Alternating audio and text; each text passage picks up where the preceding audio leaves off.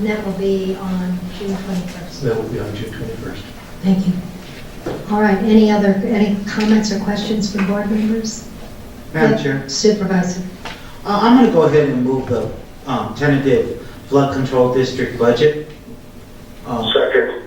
Well, and I was going to read the amount, but I appreciate the second to my motion, Supervisor Carroll.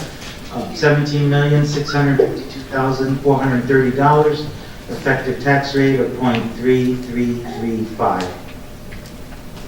There's a motion and a second on the floor. Roll call. Supervisor Carroll. Aye. Supervisor Elias. Aye. Supervisor Miller. No, Madam Chair, I'd just like to comment that I believe we should be actually cutting our expenditures instead of increasing them. Thank you. Chair Burns. I believe we need to protect the people, which is why I voted aye. I would hate to see we lose some folks in a 100-year event.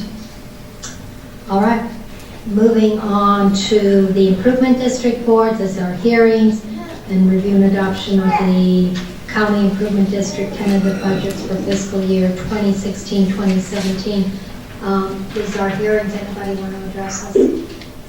And Counselor, then I have a question for you. I think we've answered it, but just to make a matter of record. In terms of adopting this budget, we should read into the record or not all the improvement districts and the FY 1670 property tax levy, or can we just say as presented in the in item 8 on our agenda tonight? Madam Chair, the amounts are all stated in the agenda, so I think it would be legally acceptable for you to simply say as stated in the agenda. Okay, thank you. What's pleasure of the board? Madam Chair, Supervisor. I'm going to go ahead and move the Improvement District Board budget for 2016-2017 as printed in our agenda for today's meeting. Anyone closing? Second. We have a motion and a second, and that motion includes closing the hearing, correct? I'm sorry, yes, that's correct. It includes closing the hearing. Thank you. My Did mistake. we close the hearing on flood control? I don't believe I did. Can we go back? Let's take a roll call on this one, and then we'll come back to flood control. Supervisor Carroll. Aye. Supervisor Elias. Aye. Supervisor Miller. I Chair Burns. Aye, motion carries unanimously. Back to flood control. I think we need to revisit that and close the hearing. Is that correct? I move to close the public hearing on the flood control budget And adopt as presented previously. and adopt it as presented previously. I'll Yes. second. Roll call. Supervisor Carroll. Supervisor Carroll. Supervisor Elias. Aye. Supervisor Miller. no. Chair Burns.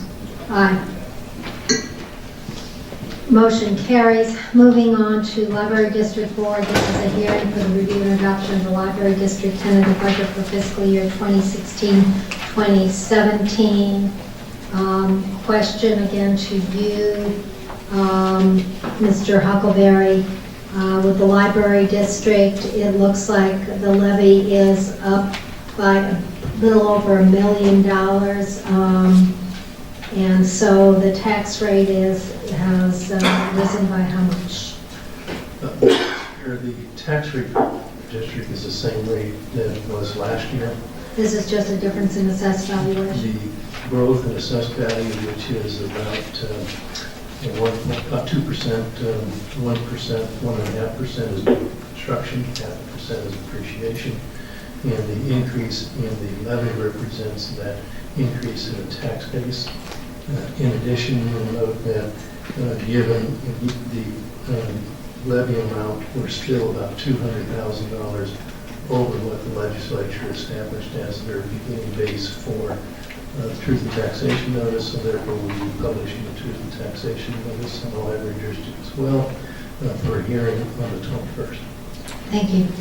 Any questions from the board members? If not, with pleasure for Madam Chair, Supervisor Elias. I move that we close public hearing and approve the County Free Library District budget for 2016-2017, the amount of $42,166,526 for an effective tax rate of 0.5153. I'll second. Roll call. I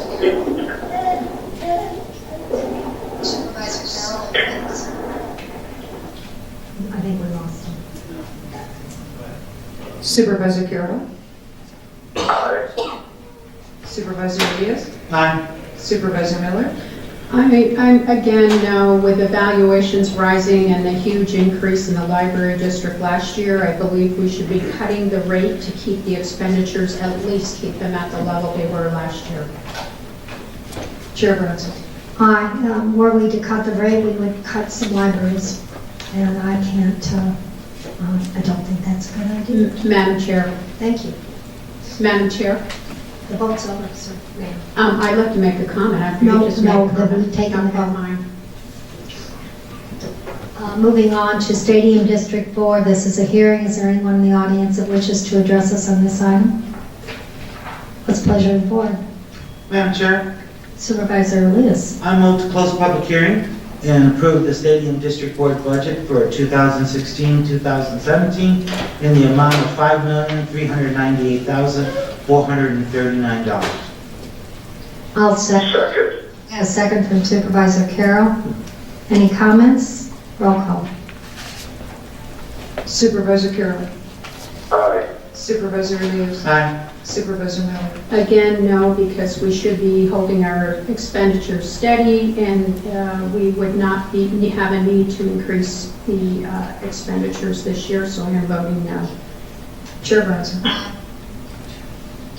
Moving on to Board of Supervisors, finally sitting as a Board of Supervisors. This is a hearing for the review and adoption of the county tentative budget for fiscal year 2016-2017.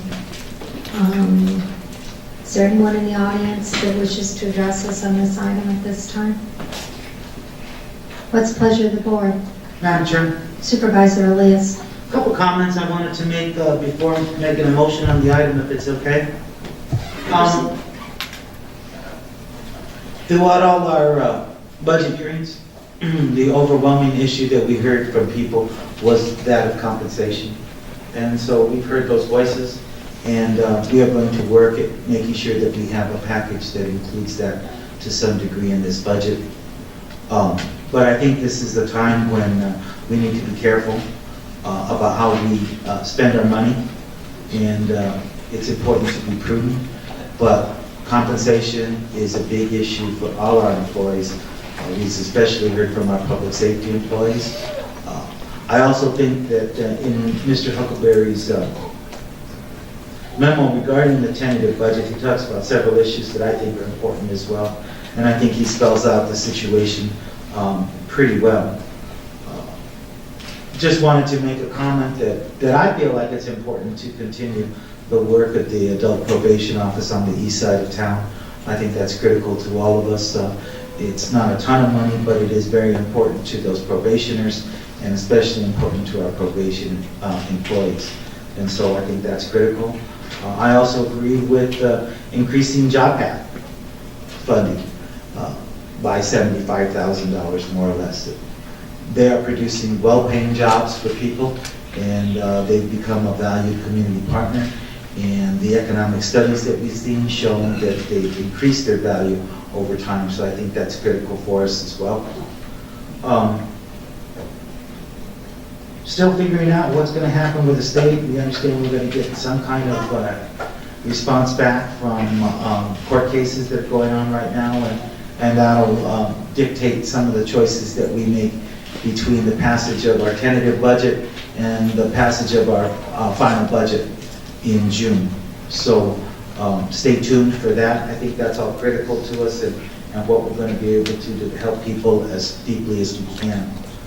With that, I'm going to go ahead and move the tentative budget for Pima County for the year 2016-2017.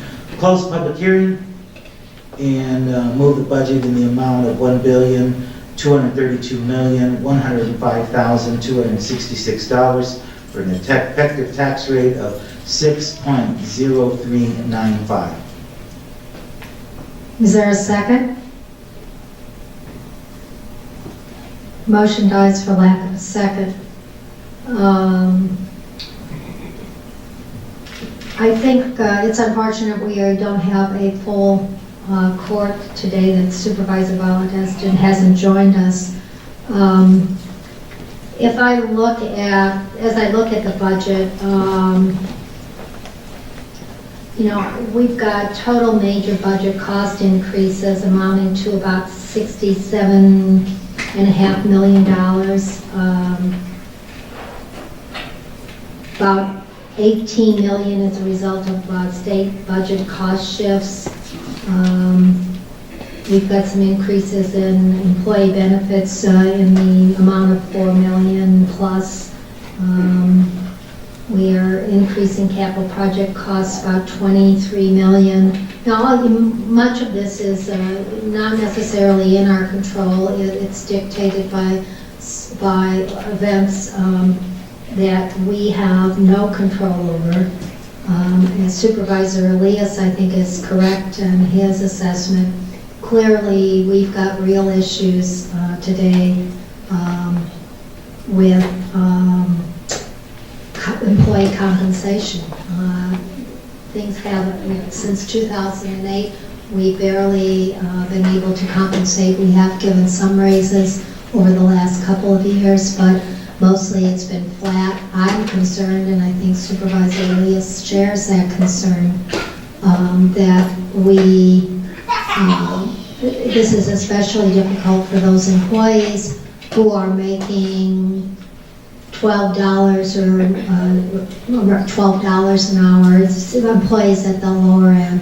I would ask the county administrator if we have about a little over 7,000 employees, and of those 7,000 employees, how many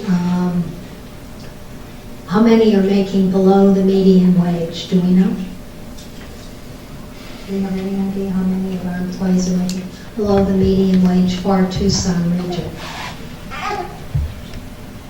If you don't know, you don't know, but we can get that information. Madam Chair, we have a complete distribution of the annual salaries base compensation for all county employees. And I believe the number is probably about 3,000, make $50,000 or less. And the median wage is probably in this region 36 to 37. In 2014, I think it was 42 something. We can find that out. I won't speculate what the number is. Clearly, we've got some issues, but as we look at our constituents across the county, none of them, their wages have been flat. They've seen increased costs, whether it's consumer costs or increases in their mortgage costs. So I don't know how we get to an equitable situation here where we're not going to be able to deal with the compression issues in any substantive way in the near future, just based on some of the restrictions coming at us from the state, both in terms of our ability to make decisions locally, as well as the state cost shifts. At the same time, I don't think we're going to prosper economically if we continue to cut to the bottom. That hasn't worked for any jurisdictions or entities that have tried that. We need to grow our economy. I don't have any particular answers, but I think it's clear that we need to put the public back in public policy. I am hesitant to support the budget as presented. I do understand that the $1.2 billion approximately overall is a frugal budget. It's one that was well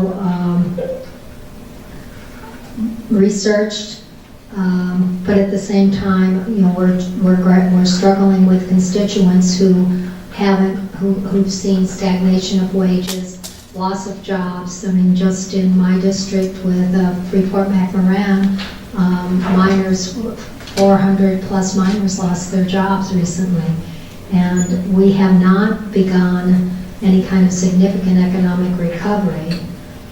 So I, again, am struggling with this and hoping we can in some way hold the tax rate steady and still do what we should be doing in terms of bringing the needed services to constituents.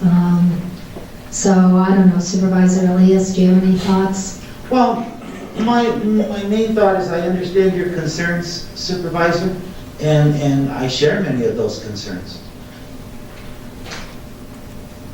Setting the ceiling in a position where we have some choices to make in the next few weeks, I think puts us in the position to be able to look at the necessary level of austerity that we need to exercise related to this year's budget. If we cut the legs out of that at this point by approving something below that, we'll have fewer choices to make and bind ourselves into a more difficult situation. If we see fit to approve an amount in final budget that's less than what we approved today as tentative, I think that's a perfectly reasonable position to take at that time. But a few more curtains will have been unveiled at that point, and we might have a better idea about what choices we have available to us. So this is where I, Supervisor Carroll, any comments? Madam Chair? Excuse me, recognize Supervisor Carroll. I'll pass and yield to the supervisor from District 1, ma'am. Thank you, Supervisor. Supervisor Miller. I'd like to make a few comments about this budget. One of the things I noticed is that county administrative overhead has increased from $12.7 million in fiscal year 11 to $22.2 million for this fiscal year, with a more than a 74% increase in county administrative overhead. I asked for an explanation. All I got was the basis for how they allocate. I didn't get an explanation as to what is driving this. In 2014-15, the county received $78.1 million from the various distributions of HERF and VLT from the state. As a matter of fact, Pima County has received $688.2 million over the last 9 years, yet taxpayers are told there's no money to fix the roads. We need bonds, we need a gas tax. This lack of prioritization and focus on core services, which is why taxpayers no longer trust us. Headcount has actually increased for budgeting purposes, up 103 more employees this year. The more employees we have, the less money we're going to have for raises. This happens every year. And from fiscal year 2007, the head count was 6,579.3 employees. To fiscal year 17, the head count proposed is 7,164 employees. These numbers have removed the hospital head count for an apples to apples comparison. We have heard the sheriff department regarding step increases. We've heard the judges talk about the East Side Probation Office, and also the inequities with their employee raises, and many other departments regarding raises. The deputies haven't had a step increase in 8 years, yet we continue to ignore taking care of our employees. We continue to ignore our roads that are a disaster. And we're increasing these property taxes again with this budget, expanding headcount again, which will further exacerbate the problem and inability to be able to give raises. And these ever-increasing property taxes year after year are the root cause for our inability to attract business here in Pima County. That's why we're stuck in a no-growth community. The other jurisdictions in Arizona have recovered. Pima County has not. It isn't hard to figure out what the root cause is. And until we get disciplined and focus on our core services, such as getting serious about roads, cutting taxes, we will continue to suffer the same situation: no growth, no expansion of the tax base. And I can't support this budget as it's presented. Thank you. I would remind you that indeed we are growing the tax base. We've seen valuations rise this year. And in fact, we are attracting business. We just got a direct flight to New York, and it's not a red-eye flight. We have, Caterpillar is locating its regional headquarters here. for an anti-business climate, I find that very unusual. Madam Why would Chair, they do that that? wasn't without Excuse me, saying- I am not finished speaking, Supervisor Miller. I did not interrupt you. Go ahead. I'd like to speak after. I think Supervisor Elias had asked to speak, and then I'll recognize you. But the fact is, we have spent our HERP dollars wisely. I do not know how we could have spent them differently and fixed more potholes. We have a limited pile of money with which to work. You offer, what you offer is not a solution. It is simply rhetoric, and it provides no reasonable solution to the challenges we face. And we are not the only ones facing these challenges. And if we look at our debt service, our per capita debt is lower than the town of Marana per capita debt per individual. And ours were voter approved or federally mandated. I do not believe in Marana that they took any of that to the voters. So I think that we are in a healthy position. Certainly, we have, given our bond ratings, our bond agencies think we are doing a pretty good job of being fiscally responsible. So I think your rhetoric just flies in the face of reality. And I, for one, am not happy that you continue to try to damage the brand. Well, in fact, we have many items that speak to good news. And in terms of employee compensation, if you're going to cut taxes, cut expenditures, please explain to me how you are going to then find the monies to provide the compensation you say you want to. Again, I think your rhetoric doesn't match the reality. And Supervisor Elias, I know you asked to be recognized. Thank you, Madam Chair. Supervisor Miller's comments again lead us down that pathway of creating an environment where we're trying to make improvements to our economy by cutting our government down to nothing and cutting its services down to nothing. I'm afraid that's not a very satisfactory solution for the people who live in District 5. These are folks who have needs, who recognize that county government provides an important level of services to them.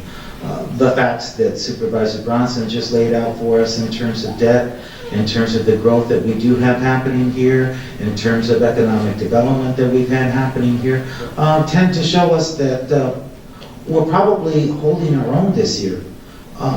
That is not a great cause for celebration.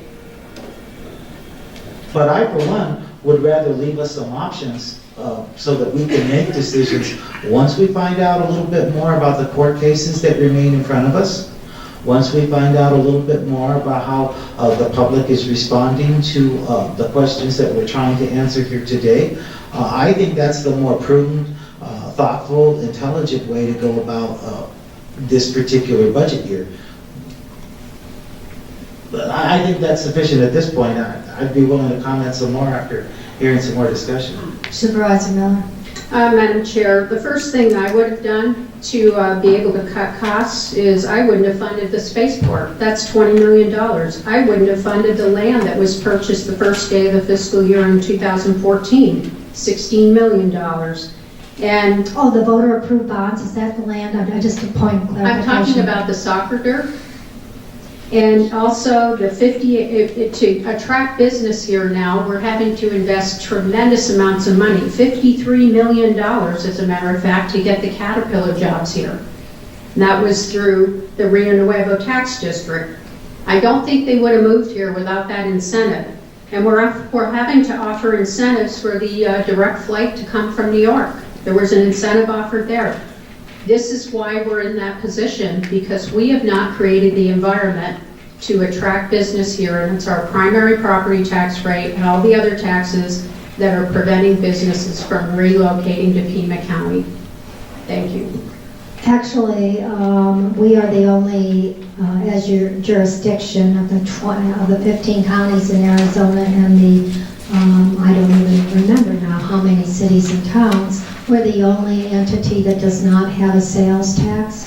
if we diversified our revenue, which I have said since the first day I was elected we needed to do, and not just rely for general fund dollars on property tax, we might be able to do a few more things had we had a sales tax. You know, I continue to advocate for a sales tax, but again, I think we need to put the public back in public policy, and we need to ask voters if that's something that we can do, and in doing so, we lower the property tax. But the reality is, in today's global economic environment, incentives are the way you attract and retain business.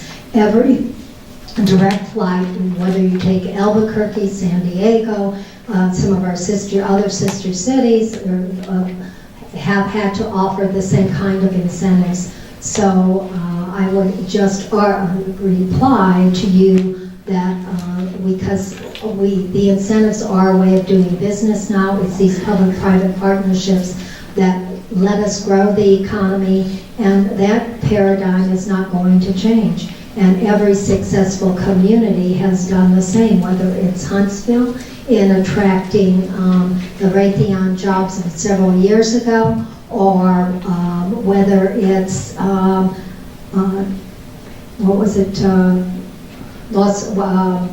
Nevada attracting, Tesla.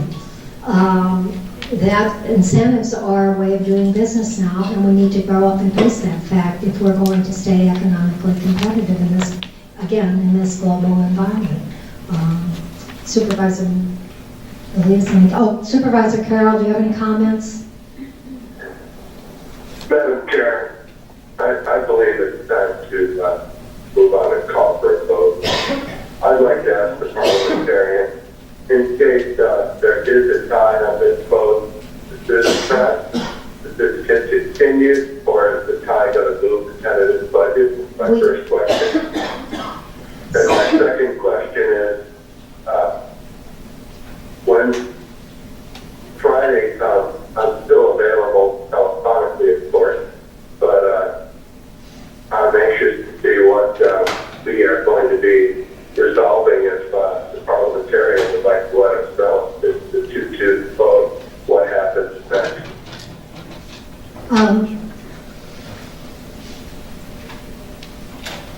Madam Chair, was the question? Well, the question is if this ends up in a tie today, whatever the motion is on the floor, what happens? Under the board's rules, Madam Chair, that item would be continued to the next regularly scheduled meeting of the board. And in that case, let me ask Mr. Huckleberry procedurally, or Mr. Burke, don't we have to adopt a budget today in order to timelines?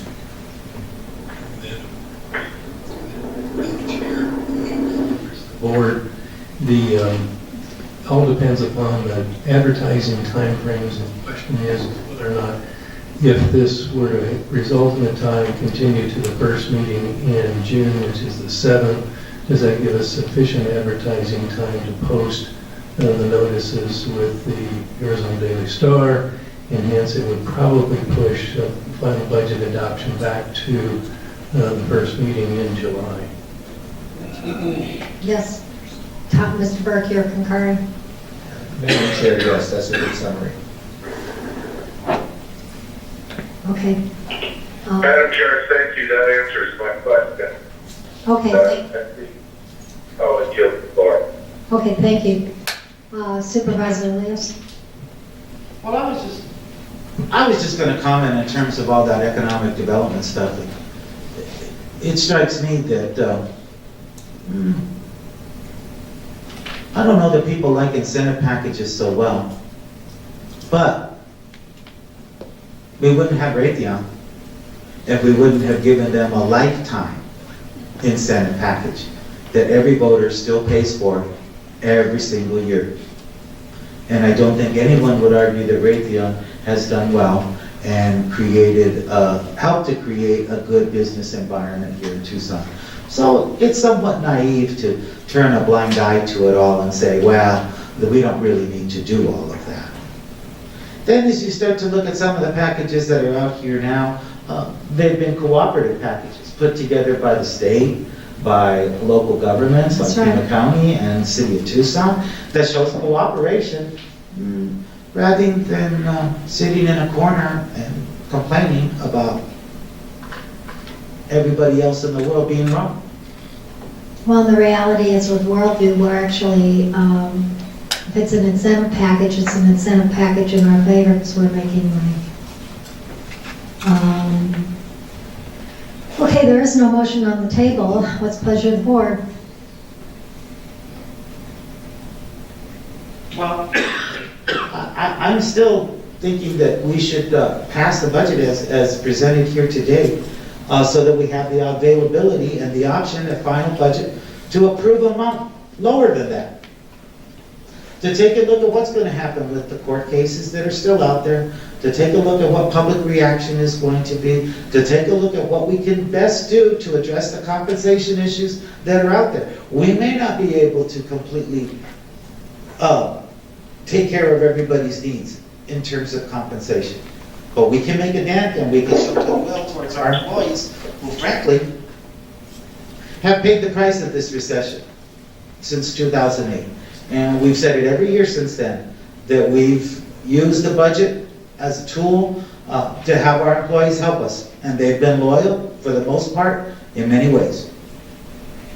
I think there's a point where we have to stop that, we have to be real. So, I make the same motion again, to approve the county budget, close public hearing, the amount of $1,232,105,266 with an effective tax rate of 6.0395. I will second. Again, I'm not comfortable with this, but I think your reasoning is valid. This gives us time to see if we can't bring that amount down, deal with the compensation, employee compensation, compression issues. And I don't think we serve any purpose by delaying adoption of a tentative, since it's really what counts as adoption of the final. So I would Absolutely. reluctantly second your motion and support it. And let's do roll call. Because I just think it's time to move on. We can't keep kicking the can down the road. We, at some point have got to move forward. I think in this instance, although I'm not comfortable with it, I certainly will support it so we can continue the dialogue. Roll call. Supervisor Carroll. No. Supervisor Diaz. Aye. Supervisor Miller. No. Chair Bronson. Aye. We are, I guess, going to continue this to June 7th?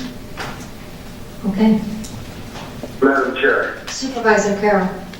Madam Chair, I would see this as a chance to lower the budget overall by lowering the tentative.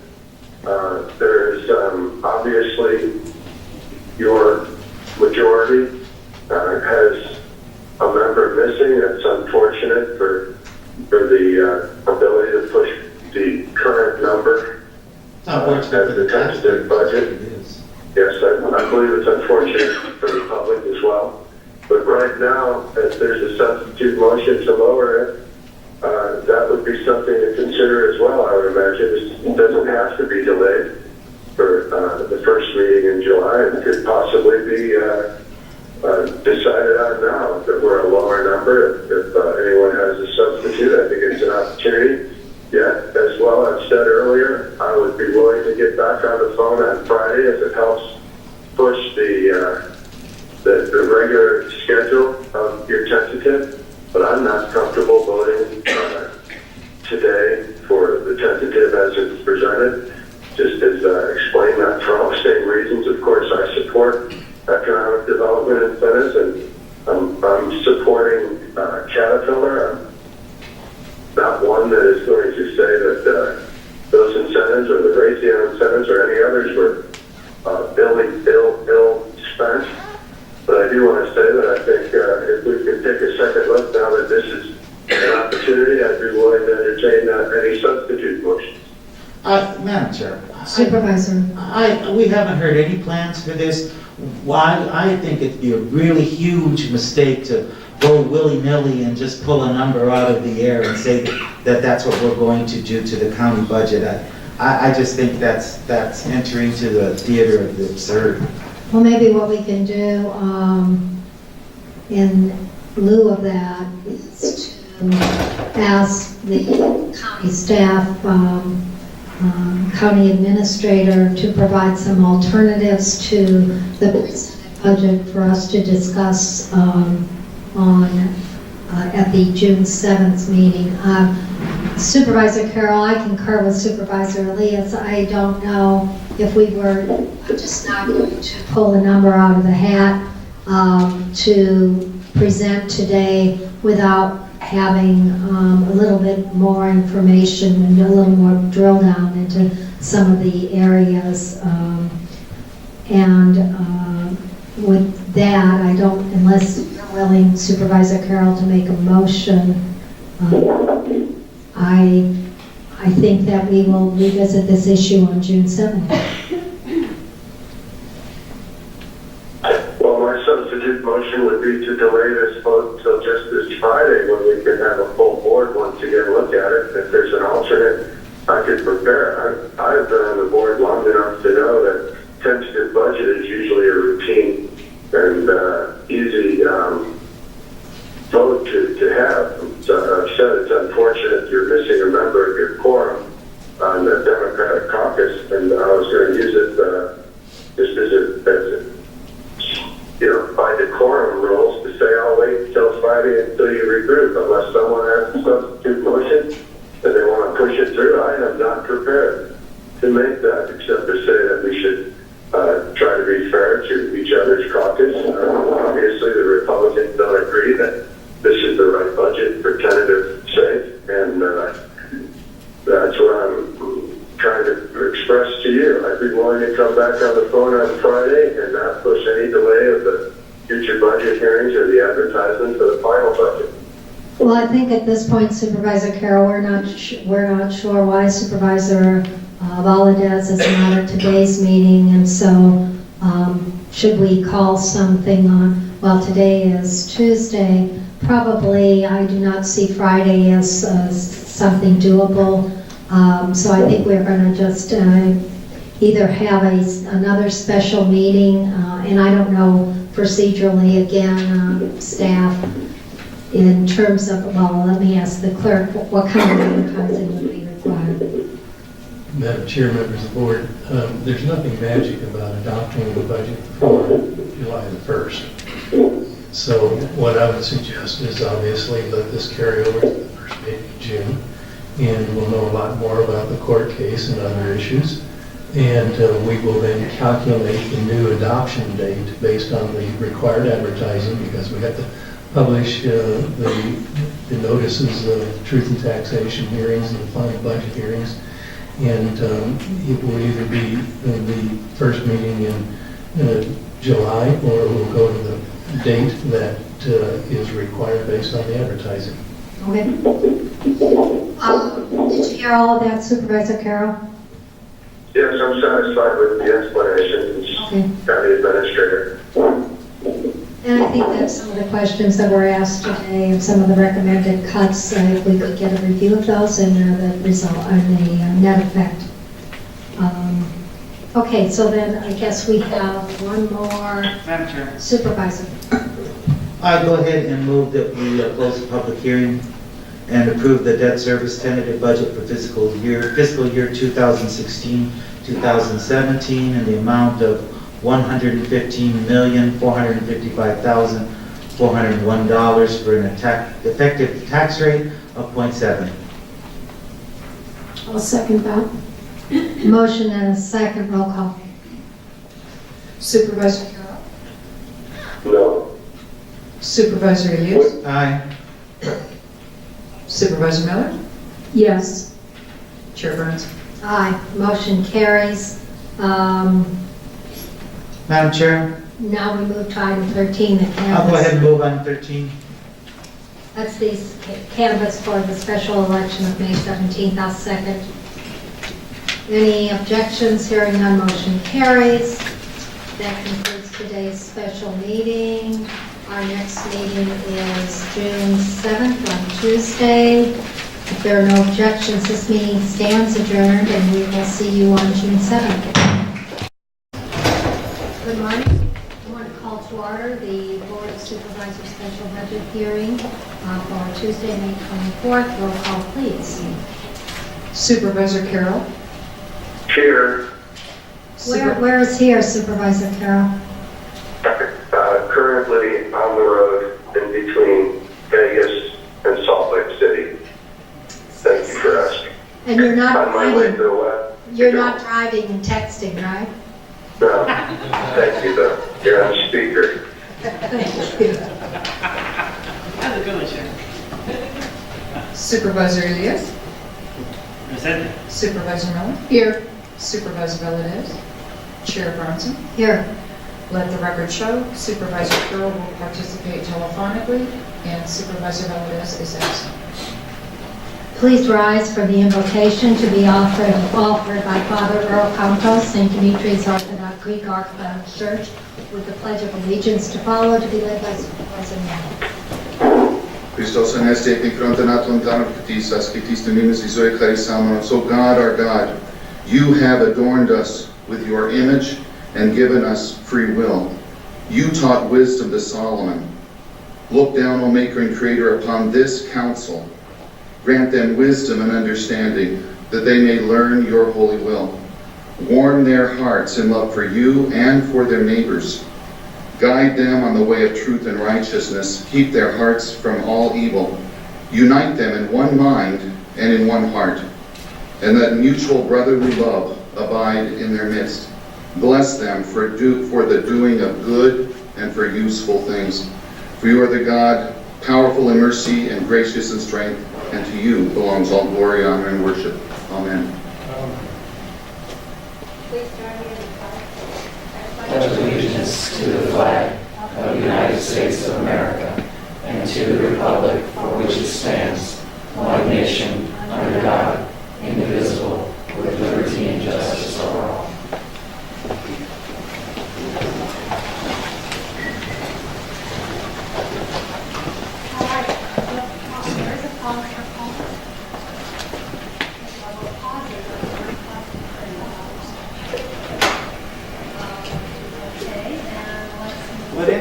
Would any staff members like to take a dog sight unseen? Kind of a pig in a poke deal.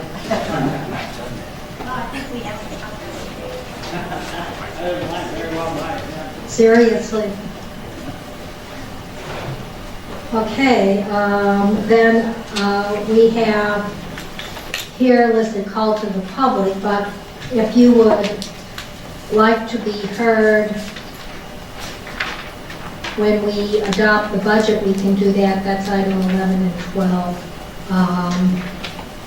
Up to you guys. Well, let's just do call to the public then. All right, Christopher Cole, and again, 3 minutes, and please be civil.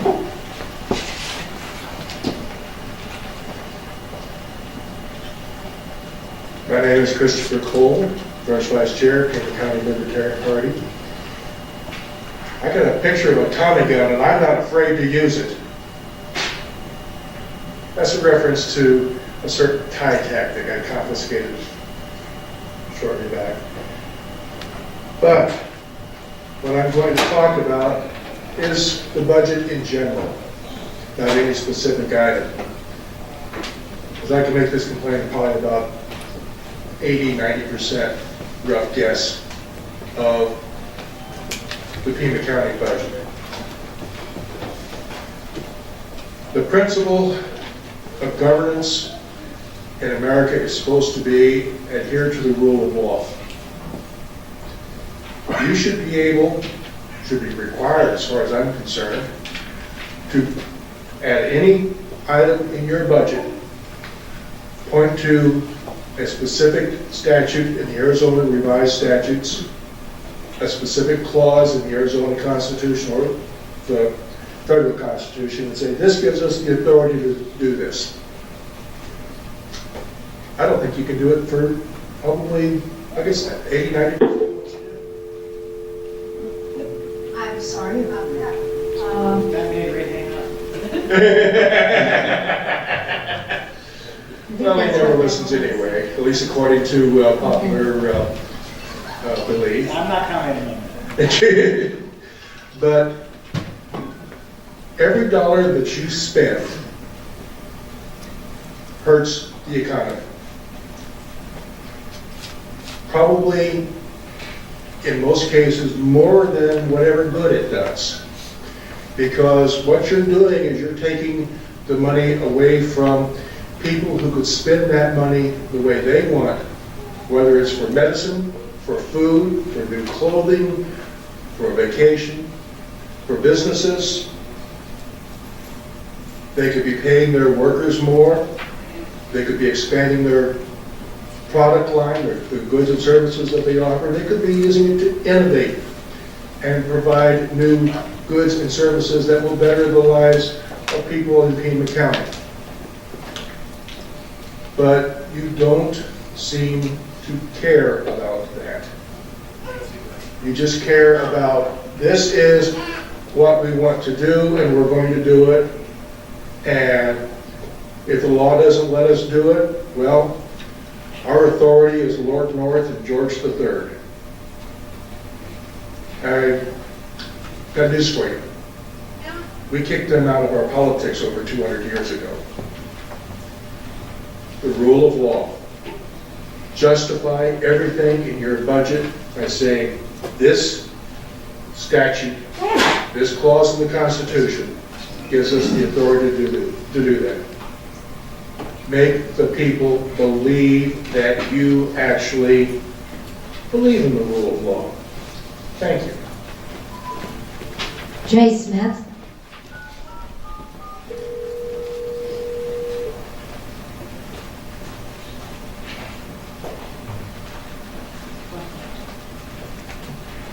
Mr. Carroll, Board of Supervisors, I'm Jay Smith. I'm a corrections officer at the jail. I've been there 26 years. I am here to ask you to support the sheriff's budget and the decompression package for the sheriff's department employees. There's a lot of talk about money, and that's what it is, it's money. But the decompression package is about experience. When I started working on this a year and a half ago, I asked corrections officers what do they want? A pay raise or decompression? All of them that I talked to said we need decompression. They want decompression. They want the people who have been there a few years to be making more than the ones right out of the academy, to be paid for experience. All of you are quite aware of how important experience is in a job and in a career. When a person calls 911 and a deputy shows up, they would prefer to have somebody with experience. And when they're a victim, they would like to know that we have experienced officers protecting them by keeping them in the jail. Over the years that I've been there, I have seen a change in the type of person that the Sheriff's Department deals with. These people that we deal with are, for lack of a better term, more sophisticated. It takes experience as well as the training that you get in order to be able to handle and deal with these more experienced type of criminal. I just want to reiterate that this isn't necessarily about pay raises for everybody and breaking the budget. This is about getting people who are experienced to try to keep them from leaving to go to other positions, but also partially as a thank you for their 12, 15 years in the department and their dedication to Pima County. Thank you very much.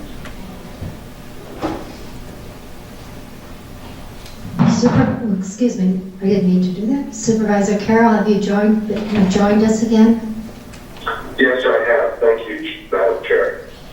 Okay, Supervisor Carroll is with us now, so let's see, we have one more speaker. Deborah?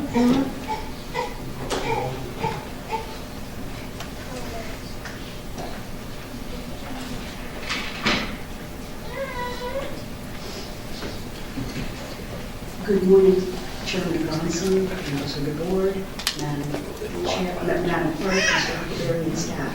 My name is Deborah Pella. I represent the 250 members of the Pima County Probation Officers Association. I'm here to ask your support for the supplemental budget. I won't go into all of the details. I've spoken with most of you, and I know you've met with both chief presiding judges. First of all, our East Side office. The Officers Association believes it's critical that you keep that office on the East Side.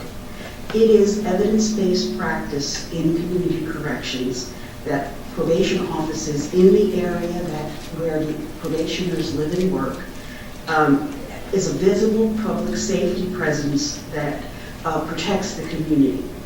There are the East Side office there's county offices there, the police department is there, and I can give you one recent example in the past 2 weeks how that office's presence helped. Within the past 2 weeks, a person who was on probation on the East Side came to his probation officer's office and confessed that he had just attempted to strangle his girlfriend. They were able to call the East Side police, who responded immediately, and he was arrested. Without that office there, that arrest would not happen. So we urge you, please, continue to fund that office. The second request for a beginning to help fix the broken compensation system we have is also on our agenda. We realize that this problem did not happen overnight and will not be solved overnight. However, we are willing to work with the board, with the court, to find an answer to this problem. You have previously the information about how out of step our salaries are with our two major competitor counties, Maricopa and Pinal. So we would urge you to please begin this process with us so we can keep, retain, and recruit the best quality officers in Pima County. Thank you very much. Thank you, Ms. Miller. That concludes our speakers. So let's now move on to item 6, tentative budget hearing, Board of Supervisors sitting as other boards, Flood Control District Board. Let's go to the board. Mr. Huckleberry, any comments first on flood control? Nothing. Okay, then I might direct the board members to page 6 of the tentative budget adoption, the May 24th memo from Mr. Huckleberry. And just for purposes of explanation, the Regional Flood Control District budget this year as suggested by the county administrator is $17,652,430. And if we were to adopt that tentatively, that tax rate would be 0.3335. Mr. Huckleberry, I have a question. How does that compare to last year's tax rate? Yes, Madam Chair, members of the board, it's a 2-cent increase that is allocated to the capital program for major repair and restoration of flood conveyance capacity on the Santa Cruz River and the Rito River. Without that flood conveyance capacity reestablishment, it's likely that properties that have not been flooded in the past will be flooded should we have a regulatory event of 100-year flood on either of the water courses mentioned. I would also like to remind the board that in tentative budget adoption, and this applies to every one of the tentative budgets you're going to adopt, is you're setting the ceilings for expenditure and tax rate levies. And there's nothing that would prevent the board from allocating funding after the tentative budget is adopted between funds, nor reducing the tax rates or the expenditure ceilings. That's up to the board, and those are set finally at the final budget adoption, which will occur on June 21st. The tentative budget is simply setting the fundamental constraints of expenditure limitations and expenditure limits, as well as tax rates. And we, on the Regional Flood Control District, it looks like we are up in terms, should we adopt that rate tentatively, the difference in the levy from last year would be just under $2 million. Yes, Madam Chair, and another point of information, the Arizona legislature in this prior year adopted truth in taxation requirements for the secondary levies. We have always operated for probably the last 10 to 15 years under a truth in taxation requirement under the primary property tax levy. It's just this last year that the legislature established that for secondaries. They established a level that was lower than some of our expenditures in the previous years, and therefore, if you look with the library district, flood control district, the primary property tax, we will be holding truth in taxation hearings on each of those secondary levies as well as the primary.